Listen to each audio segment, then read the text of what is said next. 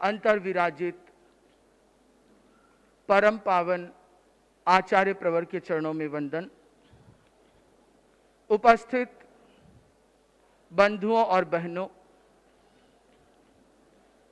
चेन्नई चतुर्मास के दौरान आज से प्रत्येक रविवार को मध्याह्न में 2 से 3 के समय एक कक्षा या क्लास जैसी रखी गई है, जिसका नाम दिया गया है डायलॉग विथ मॉन्क। बहुत से लोग कहते हैं कि महाराज सेवा कराएं, टाइम दें, तो अलग अलग संडे को सैकड़ों लोगों को समय देना मुश्किल होगा, इसलिए सबको एक साथ डायलॉग के लिए बुलाया गया है। और यह सत्र केवल भाषण नहीं है, वन साइडेड मोनोलॉग नहीं है कि मैं ही बोलता रहूं आप सुनते रहें, बट ये डायलॉग जैसा होगा जिसमें कुछ देर मैं बोलूंगा, कुछ देर क्वेश्चन आंसर रखा जाएगा। और हो सकता है कि किसी दिन कोई संत आएंगे, किसी दिन कोई संत आएंगे, अलग अलग विषय और अलग अलग वक्ता के रूप में भी इसका निर्धारण किया जा सकता है, पर समय रहेगा 2 बजे से 3 बजे तक दोपहर में। आज का जो विषय रखा गया है वह है बी हैप्पी, अर्थात सुखी बनो। और ओपनिंग बैट्समैन के रूप में मुझे भेजा गया है। मैं आया हूं यहां पे आप लोगों को पूछने के लिए, do you want to be happy? क्या आप सुखी बनना चाहते हैं? हाथ ऊपर करें जो जो बनना चाहते हो। क्या आप लोग दुखी हैं इतने ज्यादा कि सबने हाथ खड़ा कर दिया? मेरे ख्याल से इतना दुख तो किसी को भी नहीं होगा कि आधी घंटा पहले से आके बैठ गए, सुखी कैसे बन जाए। थोड़ा बहुत सुख तो होगा ही होगा भाई, ऐसी क्या बात है। बट फिर भी हर आदमी चाहता है कि मैं सुखी बनूं, सुखी हूं तो और सुखी बनूं, और जो थोड़ा बहुत जो कुछ भी दुख है वो भी नहीं रहे। उसका रास्ता तो देखो, दीक्षा लेना है। परम सुख को पाना है तो ये घर बार छोड़ दो। आधे जो पत्नी से दुखी है, आधे पति से दुखी है, उनका दुख मिट जाएगा। जिनको बिजनेस की समस्या है वो मिट जाएगी, बेटे बेटी से परेशान वो मिट जाएंगे, भाई भाई के झगड़े मिट जाएंगे, जन्म मरण का दुख मिट जाएगा। तो यदि सुखी बनना है तो ऊपर आ जाए। कौन कौन हाथ खड़ा करते हैं? कोई भी नहीं, एक। अभी दीक्षा का मुहूर्त नवंबर का निकाला हुआ है, प्रवचन के बाद अपने चलते हैं आचार्य प्रवर के पास। कोई नहीं, सुखी बनना है तो एज में कुछ कंसेशन दिलवाएंगे, तैयारी करें। तो क्वेश्चन ये है कि सुखी बनना हर कोई चाहता है, दुखी रहना कोई नहीं चाहता। एक मनुष्य ही नहीं, एक चींटी भी होगी वो ये नहीं चाहती कि मुझे कोई दुख दे, वो बच जाएगी, डर जाएगी। भगवान से पूछा गया किम भया पाणा, कि भगवान प्राणी को डर किस बात का लगता है? भगवान ने कहा दुख भया पाणा, हर इंसान दुख से घबराता है। इंसान ही नहीं, प्रत्येक प्राणी दुख से भयभीत है। दुख भया पाणा। फिर दूसरा क्वेश्चन किया गया, केण कड़े दुखे, कि ये दुख किया किसने? तो उत्तर मिला अत्त कड़े दुखे पमायेनम, कि ये जो दुख है ये हमारा खुद का किया हुआ है, और अपने प्रमाद के द्वारा, अपनी गलती के द्वारा ही हमने यह दुख पैदा किया है, कोई दूसरे का दिया हुआ नहीं है। Unhappiness is not by birth. आप जब जन्मे थे तब से कोई आप इतने दुखी नहीं थे जितने आज नजर आ रहे हैं, और उसको करने का एक ही कारण है, वो है आपके एक्शन और आपके थॉट्स। आप अपने विचार के द्वारा, अपने एक्शन के द्वारा ही दुखी बन रहे हैं, कोई दूसरा आपको दुखी बनाने वाला नहीं है। विचार कुछ इस तरीके से डेवलप कर लेते हैं कि आदमी हमेशा दुखी बना रहता है। सब कुछ खेल नजरिए का है। मैं एक कथानक के साथ इस बात को शुरू करना चाहूंगा। एक हिंदुस्तान का आदमी जापान पहुंचा और जापान में जाने के बाद वो अगले दिन सुबह सुबह अपने जिस ऑफिस में उसे जाना था वहां लिफ्ट में पहुंचा, देखा तो वहां पे एक जापानी आदमी खड़ा था और उस जापानी ने उस हिंदुस्तानी को देखते ही कहा, ओहायो गोजाइमस। ओहायो गोजाइमस का अर्थ होता है गुड मॉर्निंग। बट उस हिंदुस्तानी को जापानी नहीं आती थी। उसने देखा कि ये मेरा नाम पूछ रहा है, तो उस हिंदुस्तानी ने जवाब दिया, श्रेयस दुग्गड़। अब जापानी को तो हिंदी नहीं आती थी और उसे क्या पता कि ये नाम बोल रहा है कि क्या बोल रहा है। कोई बात नहीं, दोनों ऊपर पहुंचे, अपनी अपनी ऑफिस में चले गए। दूसरे दिन वही हिंदुस्तानी उस ऑफिस में आ रहा था और सामने से वही जापानी आ गया और जापानी ने आते ही पूछा, बोला, ओहायो गोजाइमस। तो हिंदुस्तानी ने सोचा कल इसको नाम बताया था, भूल गया दिखता है, तो उसने फिर नाम बताया, श्रेयस दुग्गड़। ठीक है। तीसरे दिन वही सिचुएशन हुई। लिफ्ट में जैसे ही पहुंचा वह जापानी मिला, उसने कहा, ओहायो गोजाइमस। इसने कहा, अजीब आदमी है, परेशान कर रहा है, कल बताया, परसों बताया, रोज रोज क्या नाम पूछना है। फिर भी कहा कोई बात नहीं, अब कर्टसी सही, श्रेयस दुग्गड़। चौथे दिन भी यही कहानी हुई। जापानी ने कहा, ओहायो गोजाइमस, और उसने कहा श्रेयस दुग्गड़। अपने ऑफिस में पहुंचने के बाद श्रेयस दुग्गड़ जी ने एक जापानी मित्र से कहा कि एक जापानी मुझे रोज परेशान करता है, डेली लिफ्ट में आते ही मुझे नाम पूछता है। बोले वो क्या पूछता है? बोला ओहायो गोजाइमस। तो वो जापानी हंसने लगा। उसने कहा कि ओहायो गोजाइमस का मतलब नाम पूछना नहीं है, वो बोल रहा है गुड मॉर्निंग। बोला अच्छा ये बात है, तो मैं तो रोज उसको नाम बता रहा हूं। बोला ठीक है। नेक्स्ट डे, पांचवें दिन जैसे ही वो हिंदुस्तानी पहुंचा और पहुंचते ही उसने जापानी को देखते ही कहा, ओहायो गोजाइमस। तो जापानी बोला श्रेयस दुग्गड़। उसने देखा हिंदुस्तान में ऐसे ही ग्रीट करते होंगे। तो ये एक देखने का नजरिया है जो गुड मॉर्निंग को आपका नाम बना देता है और नाम को गुड मॉर्निंग बना देता है। ऐसे ही हम क्या करते हैं कि जो दुख की स्थिति होती है उसमें से सुख को निकाल लेते हैं और सुख की स्थिति में से दुख को खोज लेते हैं। तो सबसे पहले तो आपको अपने इस नजरिए को बदलना होगा कि आपको कोई भी दुखी नहीं बना सकता। बहुत सारे ऐसे परसेप्शन आपने ओहायो गोजाइमस जैसे अपने दिमाग में डाल रखे हैं, क्या कि वो उसने मुझे दुखी कर रखा है। दूसरा आपको कोई भी तकलीफ तो दे सकता है पर दुखी नहीं बना सकता, इस चीज को याद रखें। तो अपने इस मिसकंसेप्शन को हटा दें कि कोई दूसरा मुझे दुखी बना सकता है। दुखी नहीं बना सकता, आपको परेशान कर सकता है, पर दुखी बनना न बनना केवल और केवल आपके हाथ में है। और यदि हम अपने इस परसेप्शन को ठीक कर दें तो बहुत सारी समस्याएं सॉल्व हो जाएगी। कैसे?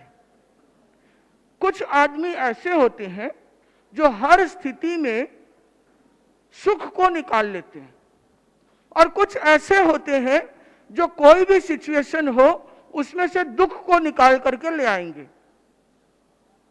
मैं आपको दो उदाहरण के द्वारा बताना चाहूंगा और आप उन कहानियों के माध्यम से ही इस चीज को पकड़ जाएंगे।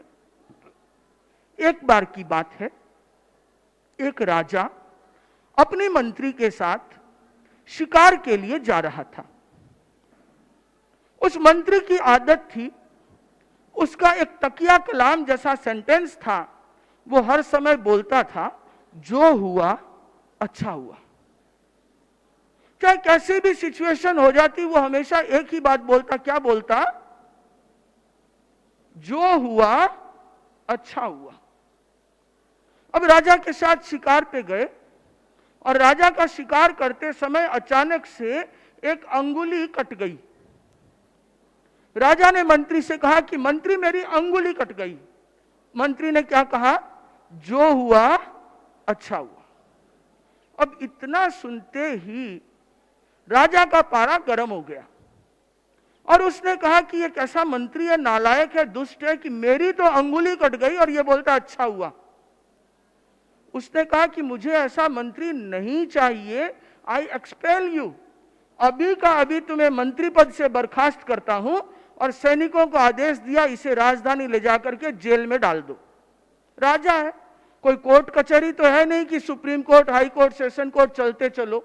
राजा ने ऑर्डर दिया और उसे जेल हुआ। मंत्री ने कहा जो हुआ सो अच्छा। राजा बोला इसका दिमाग खराब है, जेल में डाल रहा हूं तो भी बोल रहा है जो हुआ सो अच्छा हुआ। आगे चला, शिकार करते हुए राजा अपने सैनिकों से बिछुड़ गया, अकेला रह गया और उसे जंगल में कुछ आदिवासी जंगली लोगों ने पकड़ लिया। अब पकड़ते ही राजा बोला कि मैं राजा हूं। अब वो तो समझते ही नहीं है राजा क्या होता है, उनको तो एक भला पूरा मनुष्य दिख रहा था जिसकी आज बलि देनी थी। उन्होंने उसे पकड़ करके अपने भील कबीले में लेके आए और ला करके उसे खंबे से बांध दिया और बांध करके उसके चारों ओर अग्नि लगा करके डांस करने लगे। अब राजा मन ही मन घबराने लगा, राजा तो कोई माने तो राजा, नहीं माने तो किसका राजा, अकेला तो कोई राजा भी नहीं होता। पुजारी आया, आदमी की बलि देनी थी, हट्टा कट्टा आदमी था। आकर के उसने कहा कि पहले इसका निरीक्षण करना पड़ेगा कि देवी को जो बलि दी जाए वो अखंड होनी चाहिए, खंडित नहीं होनी चाहिए। उसने राजा की बॉडी का इंस्पेक्शन किया तो देखा कि राजा की एक अंगुली कटी हुई है। उसने कहा यह आदमी काम का नहीं है, इसे छोड़ दो। तो राजा को वहां से छोड़ दिया गया और राजा अपनी जान बचा करके भागता करता कैसे भी राजधानी पहुंचा। और राजा ने कहा कि मंत्री ने एकदम ठीक कहा था, जो हुआ सो अच्छा हुआ। यदि अंगुली नहीं कटती तो गर्दन कट जाता। मंत्री को हाथों हाथ कैद से बुलाया, बुला करके उसका सम्मान किया कि बोला मंत्री तुम बहुत बुद्धिमान हो, तुमने एकदम ठीक बात कही, जो हुआ सो अच्छा हुआ, अपना पूरा किस्सा सुनाया। पर मुझे यह समझ में नहीं आया कि जब मैंने तुम्हें जेल में भेजा तो भी तुमने कहा कि जो हुआ सो अच्छा हुआ। तो मंत्री ने कहा राजन ये तो एकदम सिंपल बात है, यदि मैं मंत्री होता तो मैं आपके साथ होता, आपकी अंगुली कटी हुई देख करके आपको छोड़ देते और मुझे पूरा साबुत देख करके मेरी गर्दन कट जाती।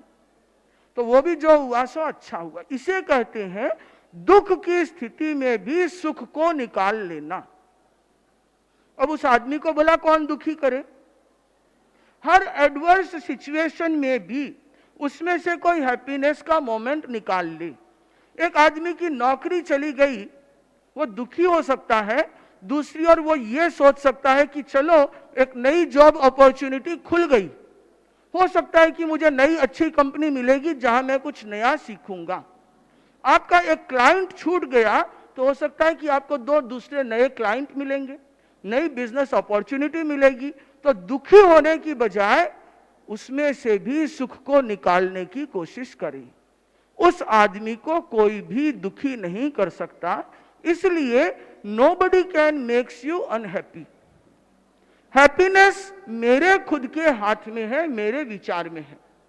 और कुछ लोग ऐसे होते हैं कि जिनको अनहैप्पीनेस के कीड़े ने काट लिया होता है, तो कैसी भी सिचुएशन हो उसमें से दुख को निकाल के ले आएंगे। नेगेटिव माइंड वाले लोग। एक आदमी ने 2 लॉटरी खरीदी 1-1 रुपये की और एक लॉटरी पे 1 लाख रुपए का जैकपॉट उठ गया। सब दोस्त लोग उसको कांग्रेचुलेट करने के लिए पहुंचे और देखा तो वो एकदम उदास बैठा है। उसे पूछा भाई तेरी तो लॉटरी लगी है, 1 लाख रुपया इनाम में उठा है, तू उदास क्यों है? बोला बात ये नहीं है, बात है कि मैंने 1-1 रुपये की 2 लॉटरी खरीदी थी। 1 रुपये में तो मेरी लॉटरी उठ गई, बट 1 रुपये का मेरा नुकसान हो गया। अब उस आदमी को कौन सुखी बना सकता है? कोई भी नहीं। तो सुख या दुख दोनों की चाबी मेरे हाथ में है, आपके हाथ में है। आपको यदि दुखी बनना है आपकी मर्जी, आपको सुखी बनना है, आपकी मर्जी। जस्ट अपने नजरिए को बदल देंगे, किश्ती को बदल देंगे तो किनारे बदल जाएंगे, और नजरिए को बदल देंगे तो नजारे बदल जाएंगे। खाली अपने इस थॉट को चेंज कर दें कि मुझे सुखी या दुखी बनाने वाला कोई दूसरा नहीं है, जो कुछ भी है वो मैं खुद हूं। तो मेरी चॉइस है मैं सुखी बनूं या नहीं बनूं।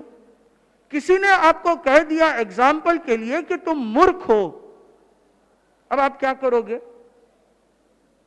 दुखी हो जाओ कि उसने मुझे मूर्ख कह दिया, या आप ये सोच लो मैं मूर्ख हूं ही नहीं, उसने किसी और को कहा है, आपके कोई फर्क नहीं पड़ेगा। या आप सोच सकते हो कि उसके कहने से क्या मैं मूर्ख हो गया? नहीं, तो मुझे कोई फर्क नहीं पड़ता, भले ही चाहे मुझे मूर्ख बोले, पागल बोले, कुछ भी बोले। हम लोगों के बारे में भी लोग बहुत सी तरह की बातें बोलते रहते हैं, बोल लो भाई, मेरे क्या फर्क पड़ रहा है। तो मेरा सुखी होना या नहीं होना, दुखी होना या नहीं होना, ओनली डिपेंड ऑन मी। यह सिर्फ और सिर्फ आपके ऊपर डिपेंड करता है कि आप दुखी बनोगे या नहीं बनोगे। तो अपने इस परसेप्शन को चेंज कर दें कि कोई दूसरा आपको दुखी बनाने वाला है, कोई भी नहीं है। केवल और केवल आपका एक्शन और आपके थॉट्स ही इसके लिए जिम्मेदार हैं। दूसरा मिसकंसेप्शन जो ओहायो गोजाइमस लोगों ने पकड़ रखा है वह है समस्या और दुख दोनों एक है, जबकि समस्या और दुख दोनों एक नहीं है। Problem is different thing and sorrow is different thing. दुख हो सकता है, समस्या हो सकती है, तकलीफ हो सकती है, बट उसमें दुखी होना जरूरी नहीं है। अभी आपने एग्जाम्पल से भी देखा था, यही सेम चीज यदि हम समस्या को सॉल्व करने की कोशिश करें वो सॉल्व हो सकती है, और उस समस्या में से भी आप कुछ ना कुछ अच्छी चीज निकाल सकते हैं। एग्जाम्पल के लिए यदि किसी के बिजनेस में 1 करोड़ का नुकसान लग गया तो ये क्या है, दुखी होने की स्थिति है कि नहीं? यस और नो? Yes no. अभी क्या सिखाया था, इतनी देर में भूल गए, 2 मिनट में तो घर जाके क्या याद रखोगे? नो। 1 करोड़ का नुकसान हो गया, बट आपके पास अभी भी 10 करोड़ बचे हैं, नो प्रॉब्लम, शाम को रोटी दाल मिल जाएगा। दुखी होना है तो 1 करोड़ क्या 100 रुपया भी गिर जाता है सड़क पे तो घूमते रहते हैं, उसको कोई भी सुखी नहीं बना सकता। तो बंधुओं, ये मान लो कि सिचुएशन कैसी भी हो सकती है, दुखी होना जरूरी नहीं है। उस प्रॉब्लम को सॉल्व करने की कोशिश करो। अच्छा, मान लो 1 करोड़ का नुकसान हो गया, अब दुखी बन गए, आ जाएगा क्या 1 करोड़? नहीं आएगा। तो फिर फायदा क्या हुआ? यहां तो बनिए का बेटा हर काम फायदे से करता है, तो भाई दुखी होने से कोई फायदा नहीं है, टाइम वेस्ट, शरीर की एनर्जी वेस्ट। उसकी बजाय शांति से ये सोचो 1 करोड़ के आने का कोई उपाय है क्या? यदि है तो उसकी कोशिश करें, नहीं है तो आगे का रास्ता ढूंढे कि 1 करोड़ और कमाने का क्या उपाय है। That's it, finish. यदि आप दुखी बन गए तो जो 1 करोड़ पड़ा है वो भी चला जाएगा। इसलिए सिचुएशन एडवर्स से एडवर्स हो सकती है, बट दुखी होना जरूरी नहीं है। आपको किसी ने कुछ कह दिया, क्या उसका दुख आपके मन पे होता है? होता है। असंगी तो नहीं है, जानवरों के भी मन में होगा तो हमारे क्यों नहीं होगा? बट कहने वाले ने जिस समय कहा, यदि आप उसको दुखी नहीं बनेंगे तो आपको कोई भी दुखी नहीं बना सकता। सिचुएशन आ सकती है, समस्या आ सकती है, तकलीफ आ सकती है, हम रास्ते में रुकते हैं। कभी कभी ऐसी स्कूल आती है जिसमें मार्बल कोटा स्टोन तो छोड़ दो, आंगना भी नहीं होता, खिड़की भी नहीं होती, ऊपर छत भी केलू के मिलते हैं, तो क्या वहां बैठ जाए क्या रोने की, यहाँ पे मकान भी नहीं मिला, नहीं मिला तो नहीं मिला, जो है अरे कम से कम केलू तो है। बहुत से लोगों को तो वो भी नसीब नहीं है। तो यदि ऊपर ही ऊपर देखते रहेंगे तो दुख ही दुख है, और अपने से नीचे के लोगों को देखेंगे तो आप दुख से दुख कंडीशन में भी सुख को खोज सकते हैं। लोग बोलते हैं कि मेरा एक छोटा सा फ्लैट है, वो भी किराए का, मेरा घर नहीं है। अरे भाई, तेरे पास झोपड़ा तो नहीं है, कम से कम घर तो है। यदि दुखी बनना है तो आप बंगले में रह के भी दुखी बन सकते हो, और सुखी बनना है तो आप कहीं पे भी रह करके सुखी बन सकते हैं। तो सुखी बनने के लिए आप ये याद रखें कि प्रॉब्लम एंड सॉरो, समस्या और दुख, ये दो हैं, इनको एक न माने। एक मानना ही दुख का बड़ा कारण है। यदि आप इसको अलग अलग मानेंगे तो आपका ये मिसकंसेप्शन भी टूट जाएगा, और उसके बाद एडवर्स से एडवर्स सिचुएशन में भी आप दुखी नहीं बनेंगे। सो दूसरी चीज याद रखें, पहली चीज कि आपको कोई भी दुखी बना नहीं सकता। You are born to be happy, born to be happy. बच्चा जब जन्मता है तब से ही वो खुश रहता है, उसको कोई टेंशन नहीं है, ना बिजनेस का टेंशन, ना फैमिली का टेंशन, ना और कुछ। You are born to be happy. क्यों अपने आप दुख के बादल ओढ़ करके, दुख की गठरी लाद करके घूमते हैं? तो आप अपने दुख के लिए, सुख के लिए स्वयं जिम्मेदार है, नंबर 1। और नंबर 2, प्रॉब्लम और सॉरो दोनों डिफरेंट डिफरेंट हैं। समस्या अलग चीज है, दुख अलग चीज है, इसको याद रखें। नंबर 3, कुछ लोगों का यह कंसेप्शन होता है, आई will be happy when I have so. जब मेरे पास मेरा घर होगा तो मैं सुखी हो जाऊंगा। कुछ लोग होते हैं जो सोचते हैं कि जब मुझे 1 करोड़ का टर्नओवर हो जाएगा तो मैं सुखी हो जाऊंगा। कुछ सोचते हैं कि मेरे पास ये ज्वेलरी हो जाएगी तो मैं सुखी हो जाऊंगी, या वो साड़ी मिल जाए तो सुखी हो जाऊंगी। होता है ऐसा। बट क्या है, वो चीज मिलने के बाद क्या आप सुखी रहते? नहीं, क्योंकि सुख उस वस्तु में नहीं है। Life is a treadmill. आप ट्रेडमिल पे जब कसरत करते हैं, दौड़ते हैं, तो जहां है वहां दौड़ते ही जाते हैं, दौड़ते ही जाते हैं, और ट्रेडमिल आपको आगे से आगे टारगेट देता है, बट आपको सुख नहीं देता। एक आदमी जो नौकरी करता है वो सोचता है कि जब मुझे मल्टीनेशनल कंपनी में जॉब मिल जाएगा then I will be happy, और जब उसको जॉब मिल जाता है उसके नेक्स्ट डे वो अनहैप्पी हो जाता है, क्योंकि उसका हैप्पीनेस का पैमाना, मीटर बदल गया। अब क्या है कि जिस दिन मैं इसका प्रोजेक्ट मैनेजर बन जाऊंगा then I will be happy, और साल 2 साल बाद यदि वो प्रोजेक्ट मैनेजर बन जाता है तो वो फिर दुखी हो जाता है, बोलता है कि जब मैं अपनी कंपनी का सीईओ बन जाऊंगा तो मैं सुखी होऊंगा, then I will be happy. और कभी संयोग से वो सीईओ बन भी जाए तो नेक्स्ट डे फिर अनहैप्पी होता है, कंपनी मेरी हो then I will be happy. तो ये हैप्पीनेस तो कभी भी आ ही नहीं सकती। हैप्पीनेस कभी भी किसी चीज पे अटकी हुई नहीं है, हैप्पीनेस हमारे भीतर है। पदार्थ में यदि सुख खोजने जाएंगे तो वो पदार्थ क्षणिक होगा। आप लोगों को याद होगा, आप छोटे बच्चे थे तो कभी चॉकलेट के लिए, टॉफी के लिए रोते थे, और या कभी कोई पेरेंट्स आकर के या कोई अंकल आंटी आकर के एक चॉकलेट देते थे तो बड़े खुश होते थे। खुशी किसमें थी? कैडबरी के डेयरी मिल्क में या 5 स्टार में। क्या आज भी आपको कोई 5 स्टार देगा तो आप उतने ही खुशी हो जाओगे, उतने सुखी हो जाओगे? नहीं, आपका पैरामीटर बदल गया। यदि 5 स्टार में ही सुख होता तो आज भी आप उससे सुख हो जाते, बट नहीं।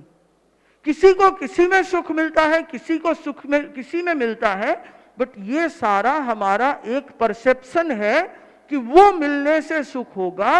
वो मिलने से सुख नहीं होता। बहुत सी बार तो भाइयों मैंने ये देखा है, उसको मिलने के बाद दुख शुरू हो जाता है कि कहीं ये चला न जाए। फियर कॉन्शियस हो जाते हैं कि कहीं ये चला न जाए, कहीं छूट न जाए, कहीं ये स्टेटस न चला जाए। वाइफ मिल गई, सुखी हो गए?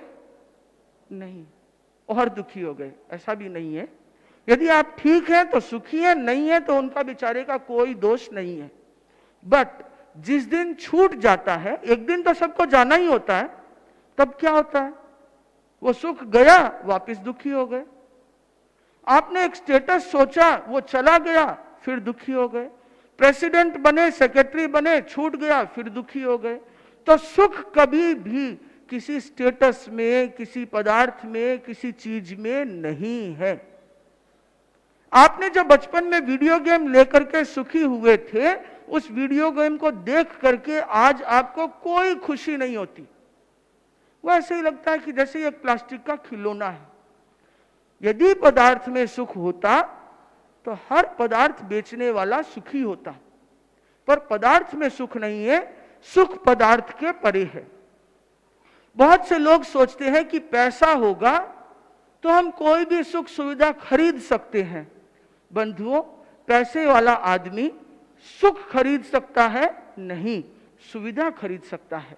वो अच्छे से अच्छा बेड तो खरीद सकता है, पर नींद नहीं खरीद सकता। अच्छे से अच्छी रोटी खरीद सकता है, खाना खरीद सकता है, पर भूख नहीं खरीद सकता। यदि आपको सुखी होना है तो आपको इस धन के लालच से, पदार्थ के लालच से निकलना पड़ेगा। आचार्य श्री महाश्रवण जी का एक कोटेशन है, लिमिट योर डिजायर्स। अपनी इच्छाओं को सीमित करो, your sorrow will limit too. आपका दुख भी सीमित हो जाएगा। यदि आपके डिजायर्स आकाश के समान अनंत हैं, भगवान ने कहा इच्छाऊ आकाश समा अनंतया। एक इच्छा पूरी हुई, दूसरी शुरू हुई, दूसरी पूरी हुई, तीसरी शुरू हुई, तो उसके बाद कभी अंत नहीं है। बहुत से लोगों को देखा है कि वो दौड़ते जाते हैं, किस लिए? कि मेरा 100 करोड़ का नेटवर्थ हो गया, अब मुझे मेरा टारगेट है 500 करोड़। अब वो भाई 100 करोड़ आपकी जिंदगी में, आपकी बेटे की जिंदगी में भी खत्म नहीं होगा, बट फिर भी भाग रहे हैं 500 करोड़। और जिस दिन कभी पुण्य के उदय से 500 करोड़ पहुंच भी गए, तो उसके बाद वो फिर भाग रहा है 1000 करोड़। 1000 करोड़ वाला भाग रहा है 10,000 करोड़। अभी तो मुकेश भाई भी भाग रहे हैं, तो आपको तो भागना ही भागना है। इस कंडीशन में कोई भी सुखी कैसे होगा? सुखी तब होगा कि जब आप किसी चीज को एज इट इज एक्सेप्ट करना सीख जाओ। एक्सेप्ट जहां पे करते हैं वहां पे सुख होता है। जो है उसमें सुखी हो जाओ तो आपके पास सब कुछ है। एक आदमी बहुत दुखी हो गया और दुखी होकर के उसने साइकियाट्रिस्ट डॉक्टर शूलर को फोन किया कि मेरा सारा रुपया बर्बाद हो गया। डॉक्टर शूलर ने पूछा कि क्या तुम्हें दिखाई दे रहा है क्या? बोला दिख रहा है। बोला कि सुनाई भी दे रहा होगा, मेरे से बात कर रहे हो? बोला सुनाई भी दे रहा है। क्या तुम्हारे हाथ पांव सलामत हैं? बोले हैं। अब या तो दुखी क्यों हो रहे हो? जो कुछ है उसका सुख मनाओ ना। तो यदि पदार्थ में ही सुख हो तो आपको दुखी होना ही पड़ेगा। बट यदि हम एक्सेप्ट कर लें एज इट इज, जो मिला जैसा मिला अच्छा मिला, तो उसके बाद आपको कोई तकलीफ नहीं होगी। हम अच्छे से अच्छे राष्ट्रपति भवन में जाके आ गए तो भी हमें ऐसा कोई खुशी नहीं है कि बहुत आलीशान महल था। गरीब झोपड़े में या टूटी फूटी स्कूलों में रह गए तो भी कोई परेशानी नहीं है, क्योंकि पता है कि कल तो इसको छोड़ के जाना है। तो जब हमें छोड़ के जाना है तो क्या आपको लेके जाना है? आप भी तो सब कुछ छोड़ के ही जाओगे ना। तो क्या है, एक दिन की तो बात है, कल की बात है। ये कल हो सकता है, कल नहीं आके परसों होगा, तरसों होगा, कभी तो जाएगा। तो जो है वो बीत जाएगा, इसके लिए दुखी होने की अपेक्षा नहीं है। और जब हम किसी चीज को एक्सेप्ट करते हैं तो हमें सुख मिलता है। और सुख कैसा मिलता है? एक्सेप्ट भी कैसा? नॉन जजमेंटल होके। आप लोग घूमने के लिए जाते हैं, कोई व्यक्ति मुझे बता सके कि जो घूमने गया हो? नितेश, ओके, कहां पे? खड़े होके बताओ। जैसे कोई अच्छी चीज देखी हो कहीं पे? यूरोप में क्या देखा? एफिल टावर देखा। कैसा लगा? अच्छा लगा। इन्होंने यूरोप में एफिल टावर देखा, अच्छा लगा। क्या उसको जजमेंटल होकर के देखा, या था उसे वैसे का वैसे एक्सेप्ट किया? जैसा था वैसे का वैसे एक्सेप्ट किया, इसलिए इनको अच्छा लगा। इसी को यदि ये देखते कि यार क्या एफिल टावर बनाया, नीचे से मोटा, ऊपर से पतला, ऊपर से एक डंडी सी निकाल दी, ये बनाने वाला बेवकूफ है, इसको प्रॉपर शेप में बनाता, तो वहीं पे दुखी हो जाते, यार बिना मतलब पेरिस आया, देखना क्या था, ये लोह का भंगार जैसा दिख रहा है, टेढ़ा मेढ़ा गोल मटोल, दुखी हो जाते। आपने एक झरना देखा, एक गार्डन देखा, आप बहुत सुखी हो गए कि कितना ब्यूटीफुल गार्डन है। नॉन जजमेंटल होकर के ये नहीं देखा कि इसमें लाल फूल है, पीला क्यों है, लाल क्यों है, गुलाबी क्यों नहीं है। तो लाइफ में ऐसा क्यों नहीं करते? लाइफ की हर सिचुएशन में हम जजमेंटल होके देखते हैं कि उसने ऐसा क्यों कहा, वैसा क्यों कहा, ये चीज ऐसी क्यों है, आज गर्मी क्यों है, सर्दी क्यों है। अरे जो है सो है, उसको एक्सेप्ट करो, आप सुखी बन जाओगे। यदि आप उस पर जजमेंटल बन जाते हो तो आपको हर चीज दुखी कर सकती है, किसी का नेचर परेशान कर सकता है, कोई सिचुएशन परेशान कर सकती है, कोई चीज भी परेशान कर सकती है। बट यदि नॉन जजमेंटल होकर के केवल सिचुएशन को देखें, without likes and dislikes, no likes no dislikes, only see, इसे हम कहते हैं प्रेक्षा।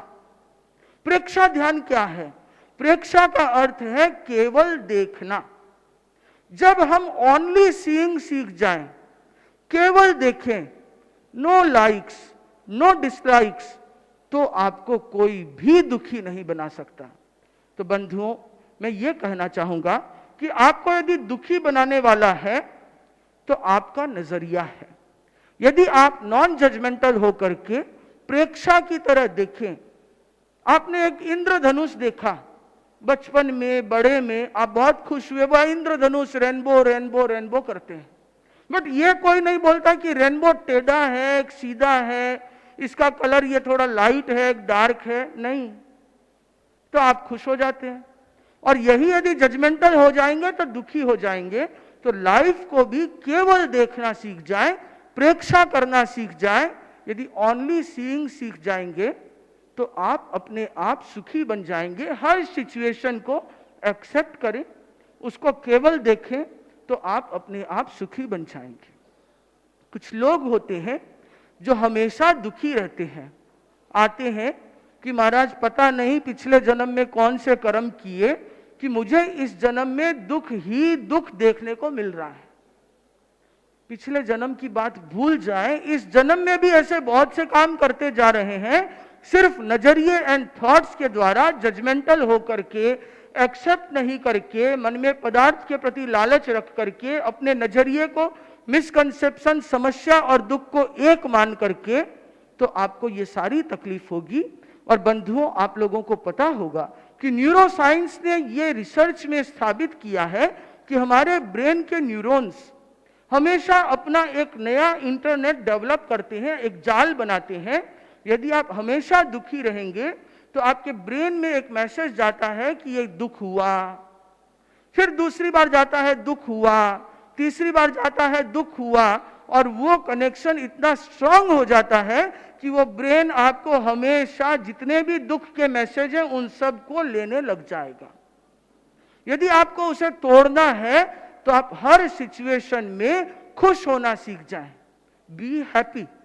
यदि आप हैप्पी रहेंगे, बहुत से लोग गले में अपना या पॉकेट में चाबी छल्ला की चेन में एक लॉकेट सा रखते हैं हैप्पी, और कुछ नहीं तो व्हाट्सएप के चैट में इमोजी तो भेजते हैं हैप्पी स्माइली का, बट चेहरे पे स्माइल आती नहीं है। अब चेहरे पे स्माइल यदि रखने लग जाएंगे तो ब्रेन को ये एक मैसेज जाएगा कि he is happy, he is happy, he is happy. So जब ही इज हैप्पी तो ब्रेन अपने आप हर सिचुएशन में हैप्पीनेस के मैसेज निकालेगा। तो इसलिए बंधुओं, हैप्पी होना या अनहैप्पी होना ये केवल और केवल आपके हाथ में है। आप चाहो जो चूज कर सकते हो, चाहे सुखी बनो या दुखी बनो, सिर्फ और सिर्फ आपके हाथ में है। तो मेरे ख्याल से तो जैसा कि मैंने पहले पूछा था, एक बार फिर रिपीट कर दूं, who wants to be happy?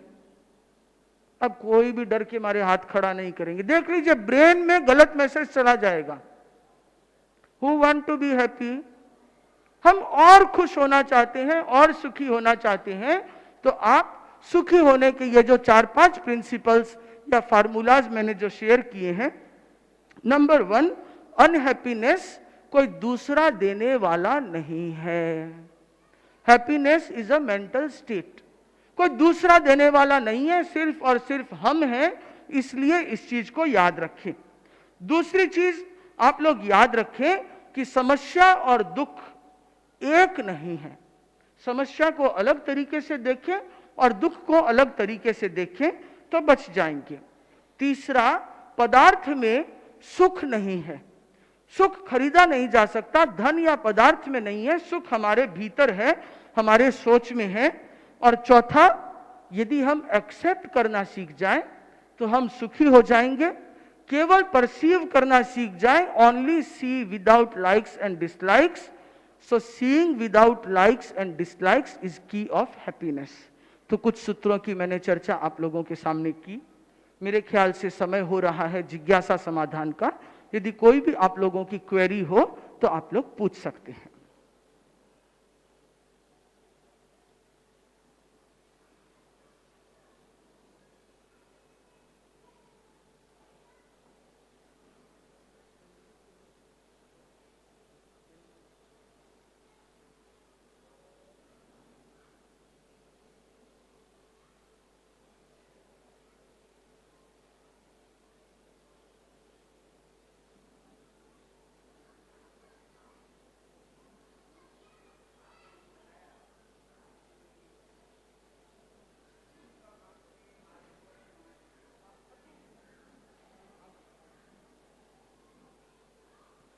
अगर सुखी होने के लिए क्या आदमी को महत्वाकांक्षी नहीं होना चाहिए?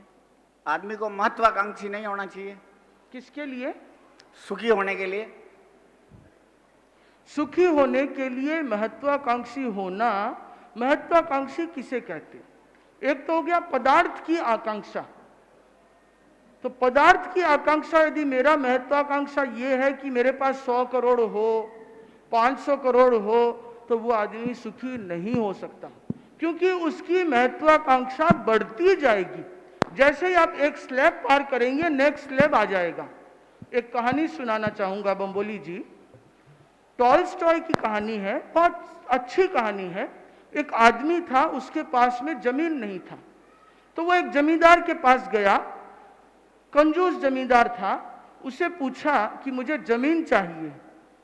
जमींदार मूड में था, उसने कहा कि जाओ, कल सूरज उगते ही मेरी जितनी जमीन को तुम कवर करके सूरज छिपने तक आ सको, आ जाना, वो सारी जमीन तुम्हारे नाम कर दूंगा।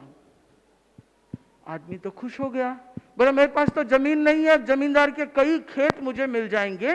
वो सुबह से उसने भागना शुरू किया और भागते भागते वो 5-7 किलोमीटर तक चला गया और जाकर के देखा 10-11 बजे कि अब मुझे लौट जाना चाहिए। इतनी जमीन तो बहुत है और जमींदार की आधी जमीन से तो मेरे पास आ जाएगी। पर देखा कि आगे एक आम का बहुत सुंदर बगीचा था। बोला ये एक आम का बगीचा और ले लूं। वो फिर दौड़ा, आधा किलोमीटर के आम के बगीचे को उसने कवर किया। बोला पीछे चलता हूं। उसके बाद में देखा तो एक अंगूर का बगीचा था। बोला यार ये अंगूर तो बहुत अच्छे हैं, एक अंगूर का बगीचा एक और कवर कर लूं। वो अंगूर के बगीचे को कवर करने के लिए गया तो अंगूर के बाद में अमरूद का बगीचा था। अमरूद के बगीचे को उसने कवर किया तो उसके बाद में संतरे का बगीचा था। नारंगी के बगीचे को कवर किया तो केले का बगीचा था। ऐसे करते करते वो बहुत दूर पहुंच गया। जाकर के देखा तो सूरज तो ढलने की तैयारी में है। वहां से भागा नहीं तो ये सब भी जाएगा। भागा भागा, कोशिश करते करते पहुंचने लगा, बट सूरज छिपने तक वो उस बॉर्डर लाइन तक जहां उसे जमींदार के पास पहुंचना था नहीं पहुंच सका और उससे 100 मीटर दूर पे गिर गया और वहीं पे उसके प्राण निकल गए। न उसने खाना खाया न पानी पिया, केवल यही महत्वाकांक्षा थी कि मैं ज्यादा से ज्यादा जमीन ले लूं। जब उसको उतना जमीन मिल गया फिर ले लूं, फिर मिल गया फिर ले लूं, फिर ले लूं। वो जमींदार हंसा, बोला बेवकूफ प्राणी, 2 गज जमीन चाहिए थी, इतने में ही तो दफनाऊंगा इसे। तो 2 गज जमीन के लिए पता नहीं कहां कहां भागता रहा। तो हमारी आवश्यकता तो बम्बोली जी 2 दाल रोटी की ही होती है, बट हमारी महत्वाकांक्षा आगे से आगे बढ़ती रहती है और वो सुखी नहीं बनाती। यदि हमारी महत्वाकांक्षा सीमित हो तो कोई बात नहीं। अति महत्वाकांक्षा अति महत्वाकांक्षा और महत्वाकांक्षा में क्या अंतर है पूछ रहे हैं, तो ऐसा समझ ले, एक है आवश्यकता, एक है अनिवार्यता, एक आवश्यकता और एक महत्वाकांक्षा। तीन चीज अब मैं मानता हूं। अनिवार्यता तो है कि मुझे खाने को भोजन चाहिए, पीने को पानी चाहिए, ये अनिवार्यता है, नहीं होगा तो मर जाऊंगा। कपड़ा है नहीं है फिर भी चल सकता है, बट इतना तो अनिवार्यता है ही है। उसके बाद बची आवश्यकता। तो आवश्यकता क्या है? रहने को एक मकान भी चाहिए, ऊपर छत, कपड़े भी चाहिए, हो सकता है कि घर में है तो उन्हें बिजनेस दुकान भी चाहिए, उनको कुछ बच्चों के लिए भरण पोषण के लिए धन भी चाहिए, वो है आवश्यकता। तीसरी है महत्वाकांक्षा।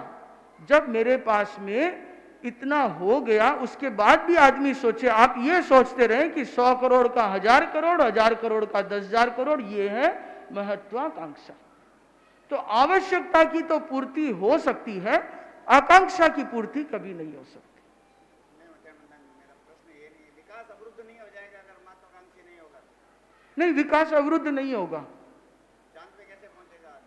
चांद पे जरूरत नहीं पड़ेगी उसको जाने की, क्योंकि वो धरती पे ही स्वर्ग लेके आएगा। विकास की ये जो अवधारणा हमने पश्चिम से सीखी है, वेस्ट से, उन्होंने ये सिखाया कि जितना प्रोडक्शन उतना डेवलपमेंट, और जितना डेवलपमेंट उतना हैप्पीनेस। और आज वो यहां पे आ गए कि रिसोर्सेस आर लिमिटेड, कंजम्पशन को कम करो, अदरवाइज 2050 में पानी भी नहीं मिलेगा। तो महत्वाकांक्षा से हम सुखी हो जाएं इसकी कोई गारंटी नहीं है। महत्वाकांक्षा ये हो टू क्लीन द सोल, अपने कषाय को कम करने की, सिद्ध बनने की, तो अच्छा। और पदार्थों की आकांक्षा रहेगी तो मेरे ख्याल से अब तक जितने स्टेट मैंने विजिट किए हैं, जितने लोगों से मिला हूं, किसी भी महत्वाकांक्षी व्यक्ति को अभी तक सुखी नहीं देखा। Next question.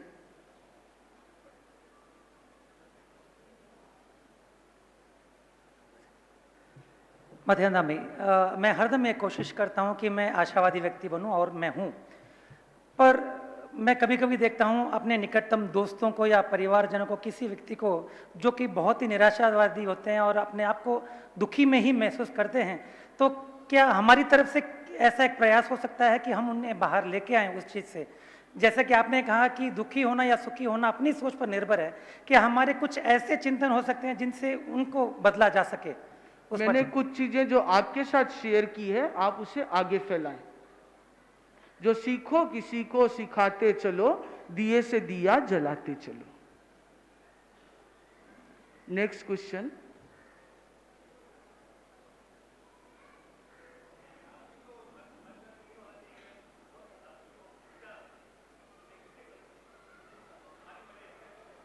ऊंचा आदमी बनने के लिए, ऊंचा आदमी कहते किसे? ऊपर कहां? पेड़ पे, टंकी पे, टावर पे? तो इसलिए वो चढ़ते ही जाएंगे, वो चढ़ते ही जाएंगे, जिंदगी भर चढ़ते चढ़ते ऊपर चले जाएंगे, पर कभी भी सुख नहीं पाएंगे। सुखी बनने के लिए आप ऊंचा बनना, जैसे मैंने अभी बंबोली जी से बताया था कि आवश्यकता पूरी हो सकती है, आकांक्षा नहीं रखे, फिर जितना ऊपर जाए जाए, कोई दिक्कत नहीं है।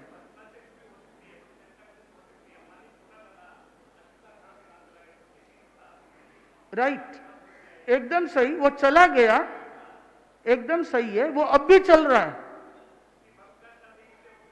इसीलिए अभी और ऊपर जाएगा, और जब तक ऊपर नहीं जाएगा तब तक जाता ही जाएगा। बस इसीलिए हमें यह सोचना है कि क्या हमें सिर्फ इसी भागदौड़ में उलझे रहना है, और यह भागदौड़ है किसके लिए?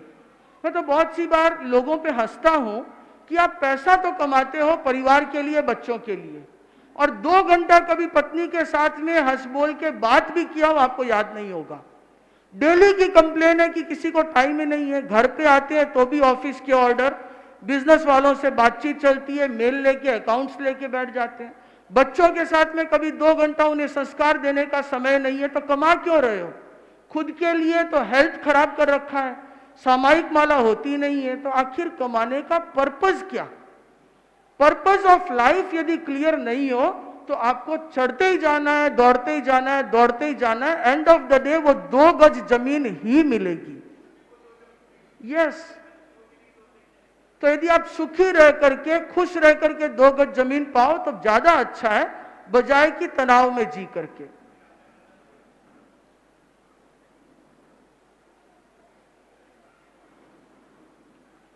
दो बहनें मेरे भाषण से पहले ही आई थी कि हमें क्वेश्चन पूछना है, कि हम पूछ सकते हैं क्या? कौन है मैं नहीं जानता, यदि यहां हो तो पूछ सकते हैं।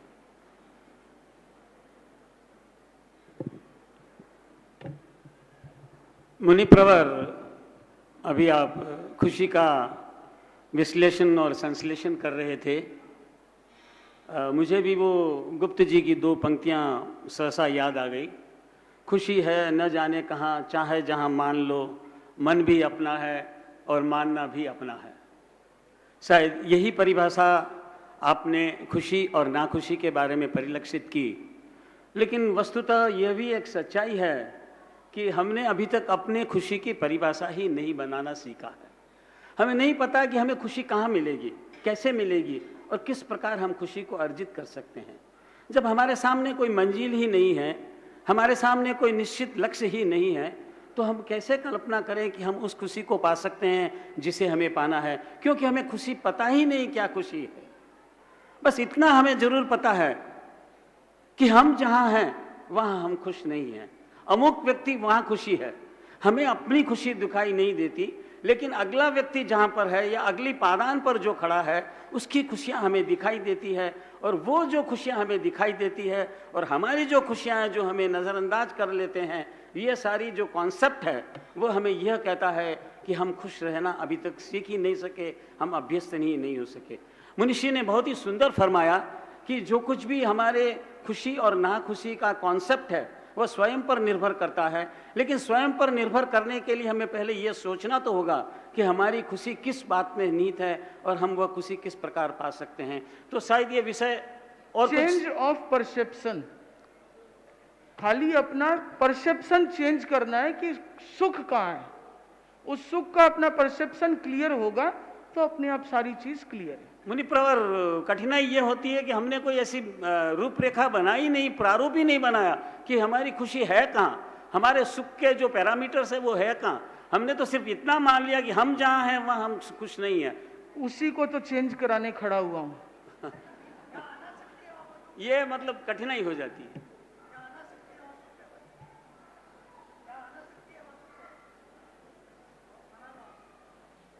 जय जिनेंद्र, हम सबको सुखी बनना है, पर सुख क्या है और सुख किस में मानना है? सुख एक स्टेट है जहां पे आदमी को अल्टीमेट सुख तो वह है जहां पे न कोई जन्म है, न मरण है, न राग है, न द्वेष है। वह स्थिति है जो अल्टीमेट सुख है, जिसे हम अनंत सुख कहते हैं। और अभी इस जन्म की भाषा में सुख वह है जहां आपके दिमाग में किसी भी प्रकार की कोई चिंता नहीं है, कोई फिक्र नहीं है, कोई टेंशन नहीं है, कोई अफसोस नहीं है। जो है सो है, एंजॉय कर रहे हैं, आनंद में है। कोई तरीके की न तो निराशा है न कोई अति आकांक्षा है, वह सुख है।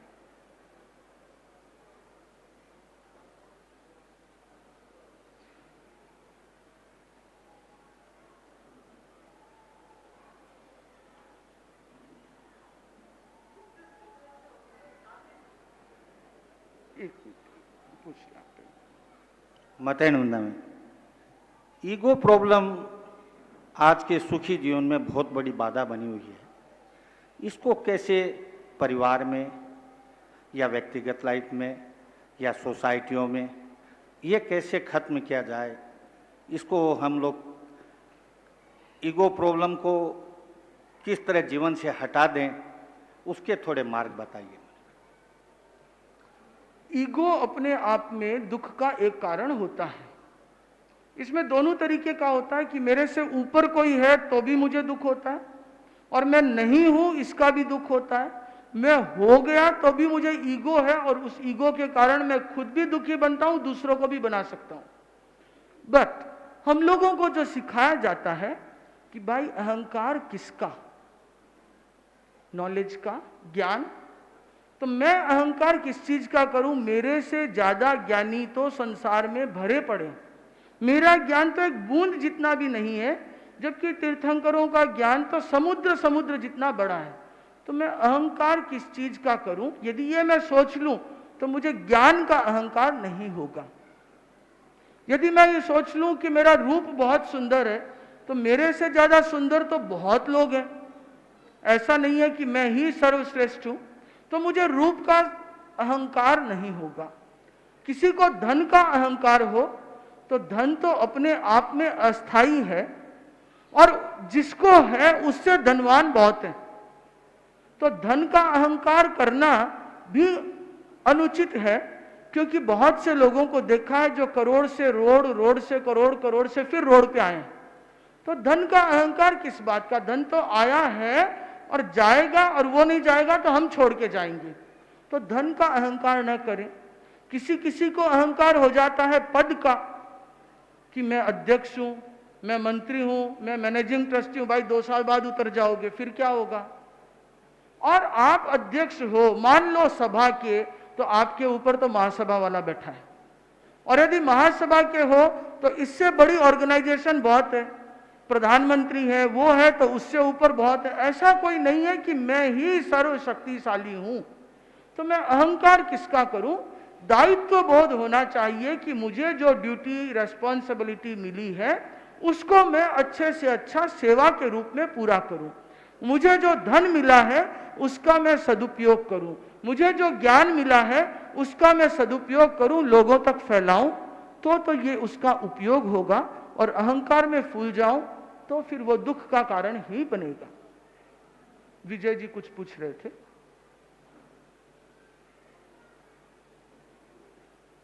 वंदे मुनिवरम, आपने फरमाया था कि लिमिट योर डिजायर्स। बिजनेस में टारगेट्स के साथ बिजनेस होता है, तो उसके अंदर डिजायर का एप्लीकेशन?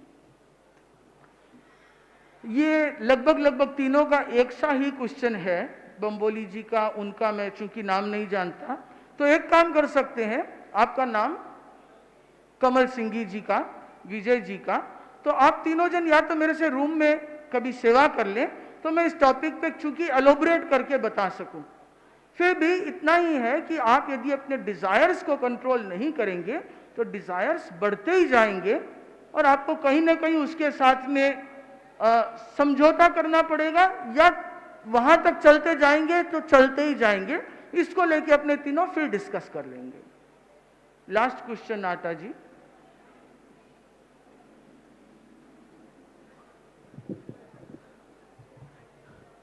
आजकल क्वेश्चन भी लोग याद नहीं रखते, सब मोबाइल में लिख के लाते हैं, या कहीं से व्हाट्सएप आया कोई question. No, we are not used to coming to mic. Okay, So, today we have been discussing 3 words: sorrow, problem, and solution. Yes You have told that you should keep sorrow and problems apart, yes not mix them.